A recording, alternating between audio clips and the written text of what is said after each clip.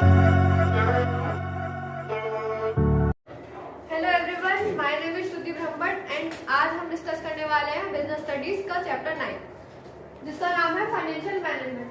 Financial management दो word से बनता है, फाइनेंशियल और मैनेजमेंट। फाइनेंशियल यानी कि पैसा कितना है, कहाँ से आएगा। बेसिकली पैसा जो हम डेली में यूज करते हैं, सब यूज करते हैं, सबके घर में भी होता है। और मैनेजमेंट मतलब किस तरह से मैनेज करना उसे। आपके पास जितने भी आपके घर में लोग कमाते हैं, आपके बेसिकली पापा कमाते हैं, मम्मी कमाती है, 10,000, 15,000, 20,000 जितना भी कमाते हैं उसमें से कुछ परसेंट हम जरूर बचाते हैं घर की सेविंग के लिए, और बाकी जो होता है उसे हम मैनेज करते हैं घर के एक्सपेंसेस के लिए। ठीक है, तो वो हो गया हमारा फाइनेंशियल मैनेजमेंट। अब फाइनेंशियल मैनेजमेंट के एक्चुअली में हम उसको बिजनेस में कैसे अपने इंक्लूड करना है, उसको किस तरह बिजनेस में मैनेज करना है, वो पढ़ेंगे। तो पहला वर्ड आता है concern with efficient acquisition and allocation of funds. Acquisition का मतलब पैसा हम कहाँ से ला रहे हैं, डेट से आ रहा है या इक्विटी। डेट्स क्या होते हैं? डेट्स जो हम लोन कह सकते हैं, जो हम लोन मार्केट से उठाते हैं, उसमें हमें कोई अपनी ओनरशिप नहीं खोनी, कुछ नहीं करना। लेकिन इक्विटी में हमें ओनरशिप देनी पड़ती है। ओनरशिप कैसे देनी पड़ती है? इक्विटी में हम उसको शेयर्स देते हैं तो हमारा ओनरशिप भी चला जाता है, क्योंकि हमारे शेयर्स जा रहे हैं। शेयर्स यानी कि आप पहले भी पढ़ चुके हैं, शेयर्स में अपनी ओनरशिप हम लूज कर देते हैं। अगर हमें कोई दिक्कत नहीं है तो हम इक्विटी दे सकते हैं, अगर हमें अपनी कंट्रोल खोने में कोई दिक्कत नहीं है। Concern with flow of funds and also involve decisions related to procure of funds. यानी कि फ्लो ऑफ फंड्स में दो चीजें आती हैं। पहला होता है आउटफ्लो और दूसरा होता है इनफ्लो।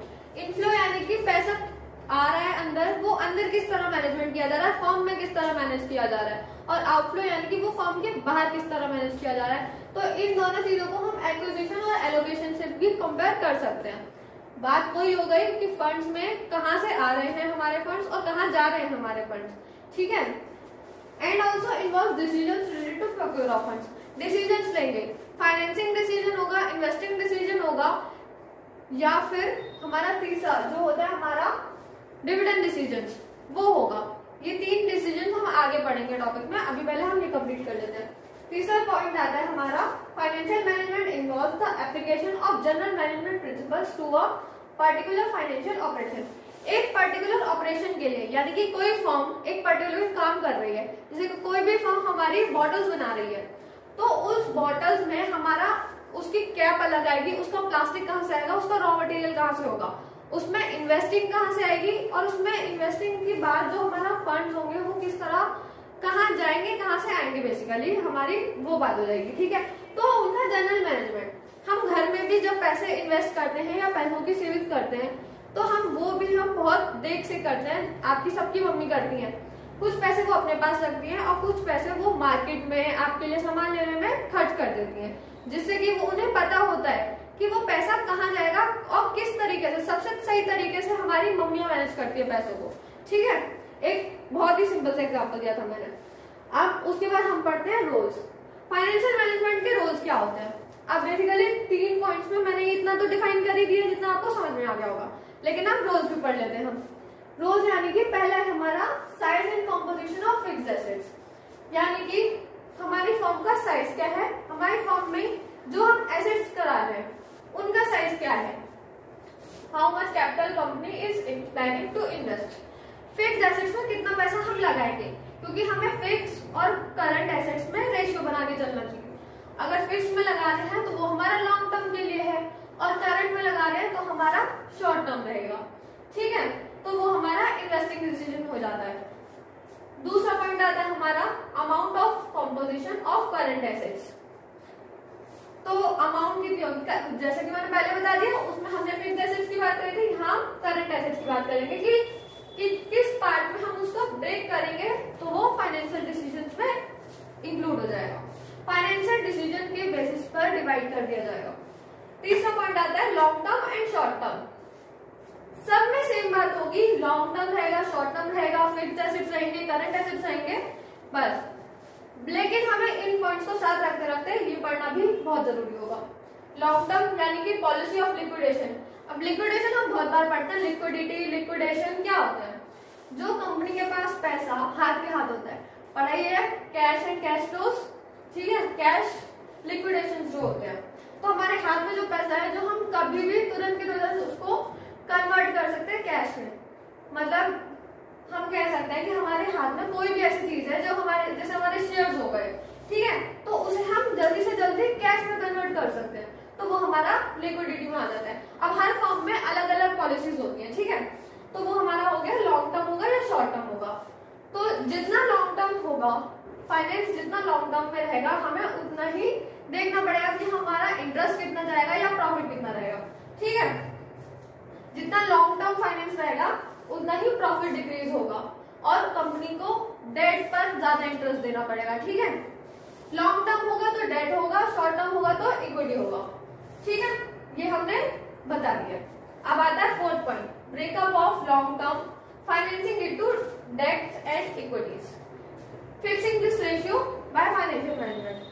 मतलब डेट्स और इक्विटी जो कि हम पढ़ चुके हैं, डेट्स यानी कि लोन्स और इक्विटी यानी कि हमारे शेयर्स, ठीक है। तो उन दोनों को फाइनेंशियल मैनेजमेंट के थ्रू कैसे फिक्स रखा जाएगा जिससे कि हमारी फर्म को ज्यादा नुकसान भी ना रहे और एकदम से हाई प्रॉफिटाइजेशन भी नहीं रहे, जिससे कि हमारे फर्म को नुकसान भी हो सकता है। बूम और डिप्रेशन पीरियड्स तो सब नहीं पढ़े हैं, ठीक है। तो फाइनेंशियल मैनेजमेंट के थ्रू लॉन्ग टर्म फाइनेंस को डेट्स और इक्विटीज में कैसे कन्वर्ट करते हैं, ये सारे ही टॉपिक्स हम आगे और डिटेल्स में पढ़ने वाले हैं। पहला इसका फिफ्थ पॉइंट पढ़ते हैं, all items of profit and loss account.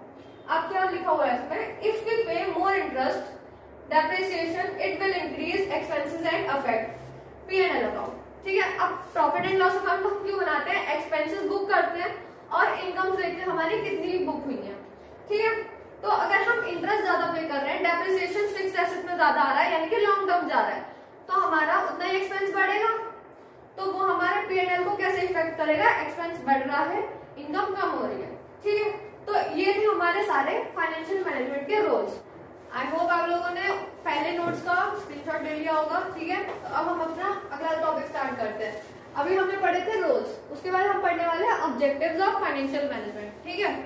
तो अब पहला ऑब्जेक्टिव सबको पता है, हर कंपनी का पहला ऑब्जेक्टिव क्या होता है, प्रॉफिट मैक्सिमाइजेशन। प्रॉफिट चाहिए क्योंकि फर्म इसलिए चला रहे हैं क्योंकि प्रॉफिट चाहिए, प्रॉफिट अर्न होगा तो फर्म इंक्रीज होगी, ठीक है। तो पहला पॉइंट तो ये होगा, लेस एक्सपेंस होंगे तभी प्रॉफिट ज्यादा होगा, उसके लिए हमें प्रॉफिट बढ़ाने के लिए हमें एक्सपेंसेस भी कम करने जरूरी है, ठीक है। दूसरा पॉइंट आता है हमारा management of liquidity, maintenance of liquidity, ठीक है। तो मेंटेनेंस कैसे होगा, एक्सपेंसेस को करने के लिए हमें फाइनेंशियल ऑब्लिगेशंस भी देखनी पड़ेगी, ठीक है। अगर एक्सपेंसेस आ रहे हैं, कैसे आ रहे हैं और उनका फाइनेंशियली किस तरह से हम उसको इंक्रीज कर सकते हैं, डिक्रीज कर सकते हैं, सॉरी फाइनेंशियली हम उसको कैसे डिक्रीज कर सकते हैं। तीसरा पॉइंट हमारा proper utilisation of funds, funds का प्रॉपर यूटिलाइजेशन, जिस चीज के लिए हमने पैसे मार्केट से उठाए हैं हम उसके अलावा उन पैसों को कहीं और नहीं लगा सकते, ठीक है। हमने क्या लिखा हुआ, नो स्पेयर रिसोर्सेज, खराब मटेरियल नहीं आना चाहिए हमारी फर्म के लिए, ठीक है। हमारा रॉ मटेरियल बिल्कुल परफेक्ट होना चाहिए। अब हमारा नेक्स्ट पॉइंट है हमारा meeting of financial commitments with creditors, any promises to creditors be fulfilled, ठीक है। हमने क्रेडिटर्स को कोई भी, हमने ऐसा बोला था कि आप हमारी कंपनी के शेयर्स ले लेना इन्वेस्टमेंट करने के बाद, ठीक है, या आपने हमारा कुछ भी हम प्रॉमिस कर रहे हैं अपने क्रेडिटर्स को, तो वो हमारे जरूर फुलफिल करने चाहिए, जिससे कि हमारी गुडविल भी इंक्रीज होगी, ठीक है। तो ये हमारे 4 ऑब्जेक्टिव्स थे फाइनेंशियल मैनेजमेंट के। अब हम अगली वीडियो में पढ़ेंगे फाइनेंशियल डिसीजंस। मैं अभी काफी बार बोल चुकी हूँ, 3 डिसीजंस होते हैं, इन्वेस्टमेंट, फाइनेंसिंग और डिविडेंड। इन्वेस्टमेंट में जो हमारे फंड्स आए थे हम उनको किस तरह इन्वेस्ट करेंगे अपनी खुद की फर्म में, ठीक है। फाइनेंसिंग, उसका फाइनेंस कैसे करेंगे, डेट्स करेंगे या इक्विटी में करेंगे, ठीक है।